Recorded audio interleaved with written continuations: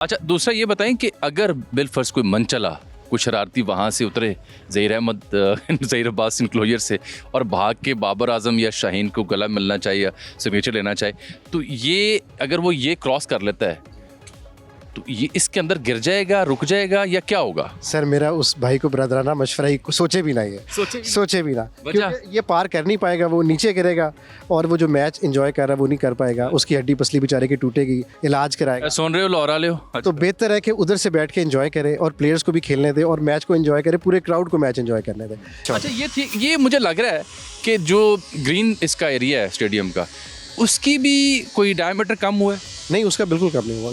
जो ग्राउंड है उसको बिल्कुल नहीं छेड़ा गया, ग्राउंड इज़ द सेम, उसको बिल्कुल हमने नहीं छेड़ा। हमने सिर्फ जो एक कंस्ट्रक्टेड चीज़ थी उसको गिरा के उसको रिबिल्ड किया। ठीक। और जो 10,000 से 12,000 नई कुर्सियां ऐड हुई हैं वो ऊपर के रुख में हुई हैं? हर रुख में हुई है। दिखाइए जरा, कैमरा दिखाए जरा जी। आप ये कह लें कि जो टॉप बैंड है ना, ये सारा नया ऐड हुआ है। ये मैं आपको वैसे मोटी एक आपके ऑडियंस के लिए समझाने की बात कर रहा हूँ, अदरवाइज तो पूरा इंक्लोजर नया बना है ना। पहले ये था जहाँ से आप एक स्टेप आपको नज़र आ रहा है यहाँ तक था और ये ज़रा स्लांटिंग सा था, इसको हमने रेज किया है और पिछला सारा बैंड टॉप बैंड ये ऐड हुआ। ठीक, तो अब अगर आप इजाज़त दें तो कुछ हम खिलाड़ी जहाँ आएंगे, जहाँ से वो इलाका दिखा दें। आज बिल्कुल आइए, जो प्लेयर्स आएंगे इंटरनेशनल वो यहाँ पे, चूंकि ये पवेलियन एंड है, यहाँ पे आके क़याम करेंगे, वो आपको थोड़ी देर दिखाते हैं। मुझे भी वैसे तो काफ़ी दिलचस्पी है स्पोर्ट्स से, तो मैं जब ये स्टेयर्स चढ़ रहा था ऊपर जहाँ पे प्लेयर्स ने ठहरना है या जहाँ से उन्होंने आना है, प्लेयर्स के बॉक्सेस जो हैं, तो मैंने नोट किया ये वाहिद स्टेयर्स हैं जहाँ पे कुछ डिफरेंट है। और ये जो रबड़ ऊपर लगी है सीढ़ियों के ऊपर, ये मेरा ख्याल है वो खिलाड़ियों को देख के लगाई गई है, कोई उनके जूतों के हिसाब से। तो काई साहब से पूछते हैं ये क्या कहानी जी, मुझे थोड़ा डिफरेंट लगा ये सिर्फ विनाइल फ्लोरिंग है, चूँकि प्लेयर्स की जो शूज़ हैं उनके नीचे स्पाइक्स होते हैं, तो ताकि वो स्लिप ना करें, तो ये थ्रू आउट ऊपर से मैं अभी आपको दिखाता हूँ, यहाँ से लेके ग्राउंड की एंट्री तक वो भी देखें हम ऐड करें, तो ये तो इसी विनाइल फ्लोरिंग पे हो जाएंगे। That's incredible. आइए फिर चलें ज़रा। तो ये तो खिलाड़ियों के लिए कुछ नए इंतजामात दिखाई दे रहे हैं मुझे। ये कौन सा इलाका है? ये जी प्लेयर्स का बेसिकली पवेलियन है जहाँ पे बैठ के वो मैच देखेंगे, ये अपनी बारी का इंतज़ार करते हैं। इसके दो पोर्शंस हैं, एक तो ये उनका सिटिंग एरिया हो गया और इसके अलावा बाहर भी बैठ सकते हैं, वो जाहिर है। तो ये है, साथ डाइनिंग एरिया है, फिजियो वगैरह तमाम अलाइड फैसिलिटीज़ जो हैं वो मौजूद हैं। इधर तो खाबा शाबा नहीं होता, ये इधर सबको बिल्कुल फिजियो हो जाएगा, बिल्कुल ऐसी है जी। और बाहर तो वो ये पीछे ड्रेसिंग रूम है प्लेयर्स के लिए, अवे टीम का ड्रेसिंग रूम। अच्छा, अब ये सर दो कंपोनेंट्स हैं, वो होम टीम है और ये अवे टीम है। हम अवे टीम में आए, हम अवे टीम में, और इसका रेप्लिकेट ही उधर है। बीच में से इधर से प्लेयर निकलेगा और बाहर जहाँ से हम एंटर हुए ना वहाँ से नीचे ग्राउंड में जाएगा। ये देखिए जी, ये इसका प्लेयर्स का पवेलियन है, पीछे उसकी चेंजिंग रूम और ड्रेसिंग रूम है, यहाँ से निकलेगा, सामने स्टेडियम है, यहाँ से वो आएगा और ये रास्ता है जी नीचे ग्राउंड का। जी सर, बिल्कुल जी। यहाँ से होते हुए बल्ला पकड़ के अपनी बारी के लिए खिलाड़ी पिच में चला जाएगा जनाब। उधर बैठी होगी होम टीम यानी टीम पाकिस्तान, इधर बैठी होगी मेहमान टीम। ठीक, तो खिलाड़ियों को ये यहाँ भी बैठ सकते हैं जी, यहाँ भी बैठ सकते हैं। ये सिर्फ प्लेयर्स के लिए, ये प्लेयर्स का ये एरिया, ये जो लेवल 1 है, ये आप कह लें कि जो फ्लोर है ये सिर्फ प्लेयर्स का और मैच ऑफिशियल्स का। एक ये अवे टीम है और वो होम टीम है, बीच में एम्पायर्स वगैरह का भी है। मुझे याद आया जी, ये वो जगह होती है जहाँ पे जब मैच फंसा हो तो हम देखते हैं कि बड़े बड़े लेजेंड डांस चबा रहे हो। बिल्कुल, ये वो जगह है, ये वही जगह है, ये नोट कर लिए वो जगह।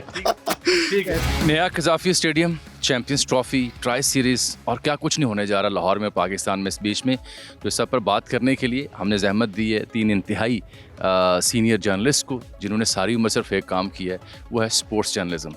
मेरे साथ बड़ा दिलचस्प बुके है, यानी जनाब जाहिद मकसूद साहब मेरे साथी में शुमार होते हैं। स्पोर्ट्स जर्नलिज्म पाकिस्तान में बाबाए स्पोर्ट्स सहाफ़त कहलाते हैं। 30, 35, 40 बरस का इनका तजुर्बा है और उनके साथ तशरीफ़ रखते हैं यूसुफ अंजुम साहब, 20, 25 बरस का तजुर्बा है। और मेरे लेफ़्ट साइड पे तशरीफ़ रखते हैं मेरे जितना तजुर्बा रखने वाले 10, 15, 20 साल का जनाब इरफान ज़हीर साहब, ये सुनो न्यूज़ के साथ वाबस्ते हैं, स्पोर्ट्स एडिटर हैं। तो सबसे पहले हम उस्ताद मोहतरम जनाब जाहिद मकसूद साहब की खिदमत में। जाहिद साहब, आपने किस रंग में स्टेडियम को देखा था और आज क्या रंग आ चुका है? इस बीच में क्या कुछ बदला, क्या कुछ देखा, क्या कुछ आपकी आंखों ने स्टेडियम में देखा हुआ है? देखें जामी साहब, बहुत शुक्रिया इनवाइट करने का आपका और सुनो का। जैसा आपने ख़ुद कहा, क्योंकि ये बेसिकली लाहौर स्टेडियम इसका नाम होता था और 52 में बना लाहौर स्टेडियम, और इस वक्त ये मल्टीपर्पज़ था। यहाँ पे रीछ कुत्ते की लड़ाई होती थी, वाकई सियासी जलसे होते थे, चैम्पियंस ट्रॉफी हॉकी टूर्नामेंट जब एयर मार्शल नूर खान ने इंट्रोड्यूस कराई तो इब्तदाई 2 टूर्नामेंट यहाँ पे हुए थे और इब्तदाई टूर्नामेंट के Hanif Khan man of the series भी थे, पाकिस्तान जीता था वो।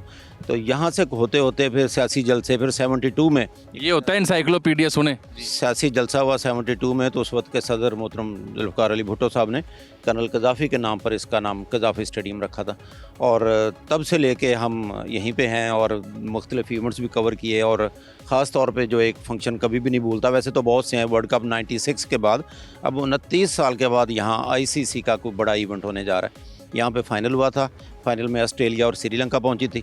श्रीलंका क्योंकि इंडिया को बीट करके आई थी तो पाकिस्तानी या जिंदा दिलाने लाहौर या उनकी हमदर्दियां श्रीलंका के उनकी टोटल श्रीलंका के साथ ही। और ऑस्ट्रेलियावी कप्तान स्टीव वाह ने ये कहा था कि मैं जानता हूं कि तमाम की हमदर्दियां जो है ना वो श्रीलंका के साथ हैं।